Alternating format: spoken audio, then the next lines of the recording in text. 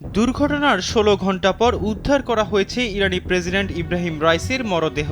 ইরানের red crescent প্রধান পীর হোসেন কুলিভান্ত রাষ্ট্রীয় টিভিকে জানান, তারা দুর্ঘটনায় নিহতদের মরদেহ তাবরিজে স্থানান্তরের কাজ শুরু করেছে। এ সময় উদ্ধার কার্যক্রম বন্ধ ঘোষণা করা হয়েছে বলেও জানায় ইরানি রেড ক্রিসেন্ট। ইরানের সংবাদ সংস্থা ইরনা জানিয়েছে, ইরান আজারবাইজানের যৌথ উদ্যোগে নির্মিত একটি বাঁধের উদ্বোধন করেন তারা। এরপর ফেরার পথে রোববার ইরানের পূর্ব আজারবাইজান প্রদেশের জোলফা এলাকায় এই দুর্ঘটনা ঘটে। দুর্ঘটনার পরপরই রাইসি ও তার দলের সন্ধানে অন্তত ৪০টি অনুসন্ধানী দল মোতায়েন করা হয়েছিল।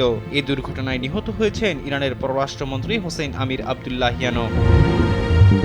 Jamuna air conditioner, simplify cooling. প্রেসিডেন্টকে বহনকারী হেলিকপ্টারটি বেল 212 মডেলের বলে বার্তা সংস্থা রয়টার্সের এক প্রতিবেদনে জানা গেছে। এই মডেলটি UH-1N টুইন হুইয়ের বেসামরিক সংস্করণ। এদিকে ইরানের মন্ত্রিসভার এক আনুষ্ঠানিক বিবৃতিতে বলা হয়েছে, ইরান সরকার সামান্যতম বাধা ছাড়াই তার কার্যক্রম অব্যাহত রাখবে।